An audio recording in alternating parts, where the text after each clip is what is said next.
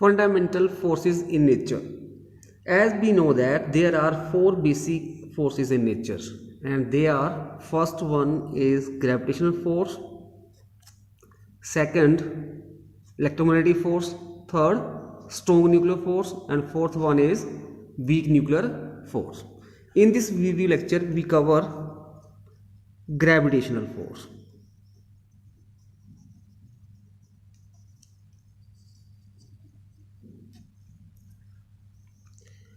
As we know that there is a force of attraction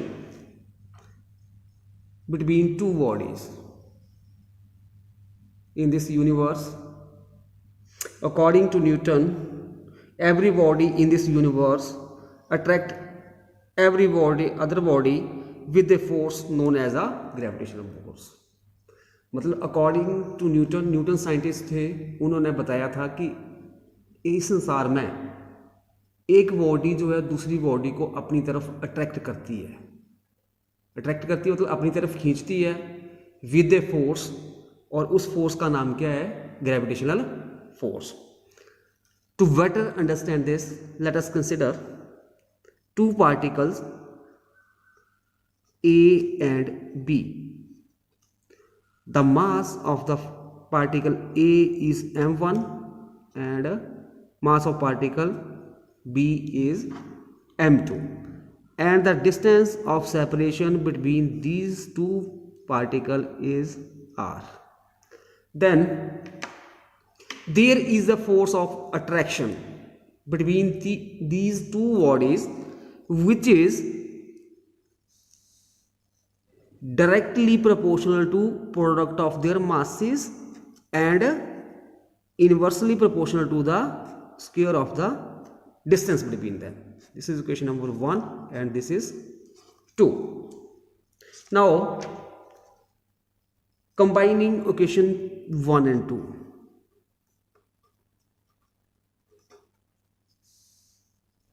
combining equation 1 and 2, we get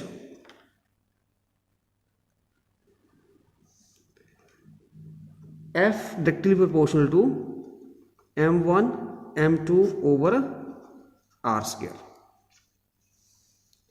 To remove this constant of proportionality, we take a constant, that is g, where g is a gravitational constant. अगर हम कोई दो body ए और B लेते हैं जहाँ पे ए का मास m1 है और बी का m2 है और उन दोनों के बीच की डिस्टेंस r है, तो जो ग्रेविटेशनल फोर्स होगी, मतलब फोर्स ऑफ अट्रैक्शन होगी दो बॉडी के बीच में, वो डायरेक्टली प्रोपोर्शनल टू होगी product of their masses and inversely proportional होगी किसके? डिस्टेंस के स्क्वायर. मतलब डायरेक्टली प्रोपोर्शनल का मतलब अगर मास बढ़ेगा तो फोर्स भी बढ़ेगी, अगर मास कम होगा तो फोर्स भी कम होगी. और इनवर्सली प्रोपोर्शनल का मतलब होता है इफ दो बॉडी की डिस्टेंस को हम इंक्रीज करते हैं तो फोर्स डिक्रीज होगी, अगर डिस्टेंस को डिक्रीज करते हैं तो फोर्स इंक्रीज होगी. अभी हमारे पास ये इक्वेशन 1 थी और ये 2, फ्रॉम 1 एंड 2 इन दोनों को हमने क्या कर दिया? कंबाइन कर दिया. तो हम इसको लिख सकते हैं F directly proportional to m1 m2 over r square. फिर जो ये कांस्टेंट ऑफ प्रोपोर्शनलिटी है, इसको रिमूव करने के लिए हमने एक कांस्टेंट ले लिया, वो आ जाएगा g m1 m2 over r square. ठीक है, वेयर g जो होता है ग्रेविटेशनल कांस्टेंट होता है, इसकी value in the universe constant होती है वो, और वो कितनी होती है हमारे पास? 6.67 into 10⁻⁻11 newton metre square kilogram square inverse. Our next topic is characteristics of gravitational force. तो फर्स्ट कैरेक्टरिस्टिक्स क्या होती है ग्रेविटेशनल फोर्स की? जो ग्रेविटेशनल फोर्स होती है between two bodies, gravitational force between two bodies form an action and reaction. Action and reaction pair, that is the forces are equal in magnitude but opposite in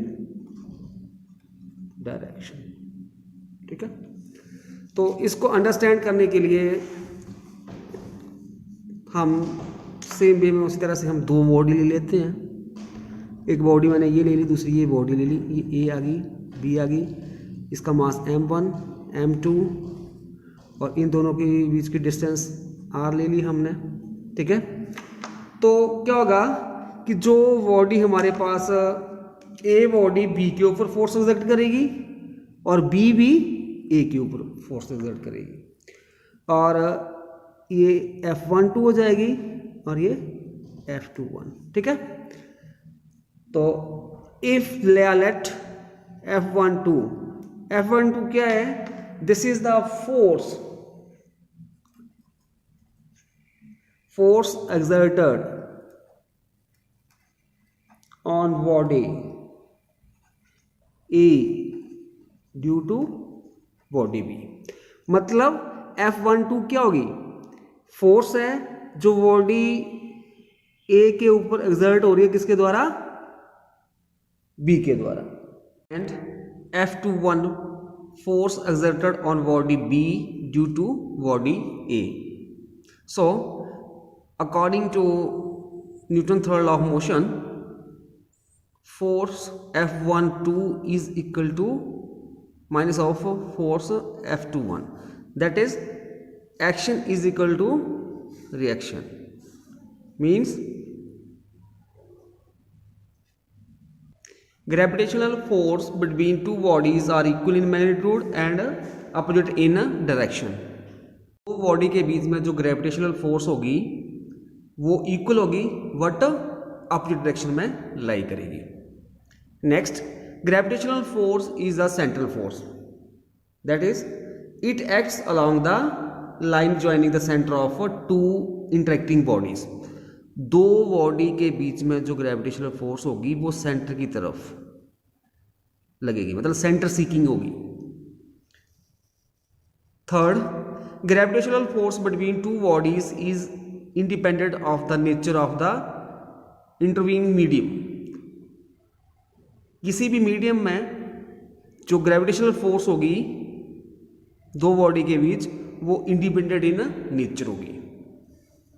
next property है इसकी, gravitational force between two bodies does not depend upon the presence of other body. Means कोई दो body के बीच में जो gravitational force है उसके ऊपर कोई फर्क नहीं पड़ेगा अगर उनके नियर बाई कोई तीसरी बॉडी पड़ी है। जैसे मान लेते हैं ये बॉडी ए है और ये बी है, इन दोनों के बीच जो ग्रेविटेशनल फोर्स होगी उसके ऊपर कोई इफेक्ट नहीं पड़ेगा अगर कोई तीसरी बॉडी इनके नज़दीक पड़ी होगी।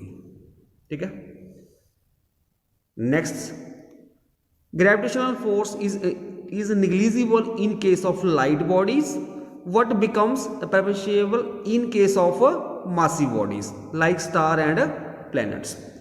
मीन्स जो ग्रेविटेशनल फोर्स होगी स्मॉल बॉडी के बीच में, छोटी छोटी के बीच, जैसे मान लो आपके पास स्मॉल ऑब्जेक्ट ले लो आप, उसमें जो ग्रेविटेशनल फोर्स होगी वो निग्लिजिबल होगी, बट जो हैवी बॉडी है उनके बीच में ज़्यादा होगी। नेक्स्ट प्रॉपर्टी है इसकी, gravitational force is a long range force.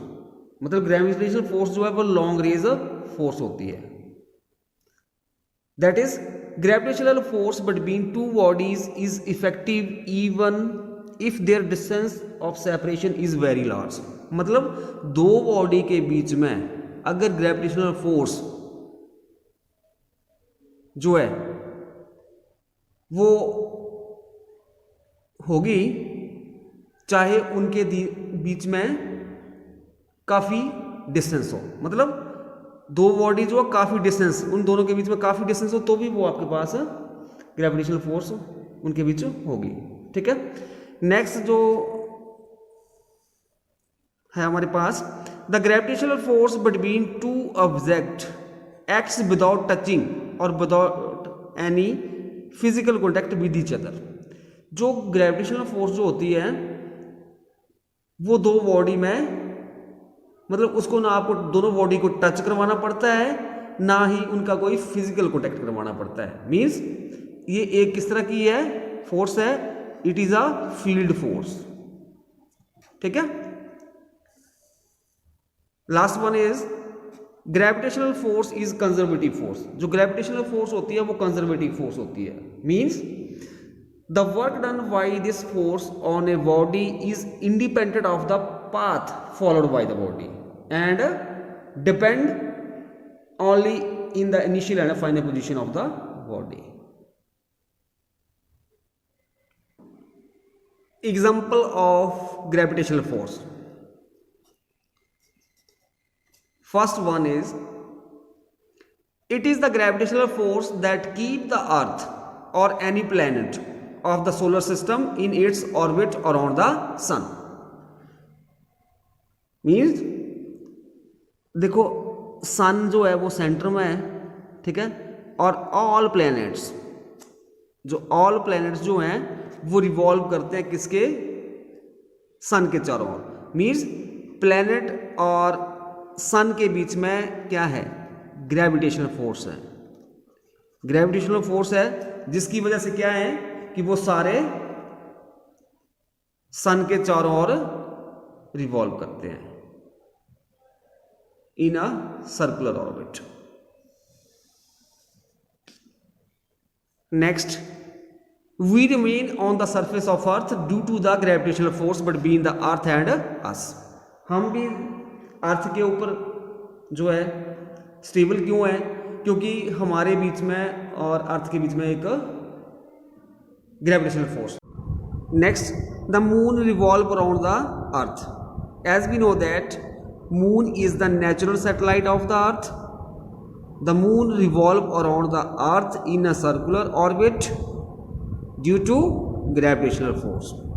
Moon भी अर्थ के चारों ओर रिवॉल्व करता है क्योंकि मून और अर्थ दोनों के बीच में ग्रेविटेशनल फोर्स होती है। ठीक है, क्योंकि जो मून और अर्थ के बीच में जो ग्रेविटेशनल फोर्स होगी वो ही नेसेसरी सेंट्रीफ्यूगल फोर्स प्रोवाइड करेगी किसको, मून को, to revolve around the earth. ठीक है। नेक्स्ट एग्जांपल है, it is the gravitational force between the earth and the artificial satellite which keep the satellite to move around the earth. जो satellite और अर्थ के बीच में भी एक ग्रेविटेशनल फोर्स है जिसके कारण क्या होता है, सैटेलाइट जो अर्थ के चारों ओर रिवॉल्व करते रहते हैं। ठीक है। नेक्स्ट एग्जांपल है, the various gases forming the atmosphere of the earth are held due to the gravitational force of earth. जो अर्थ की ग्रेविटेशनल फोर्स है वही जो डिफरेंट गैसेज जो हैं एटमॉस्फेयर में उसको वो वाइंड करके रखती है, जिसके कारण लाइफ जो है पॉसिबल है on earth. So these are the example of gravitational force.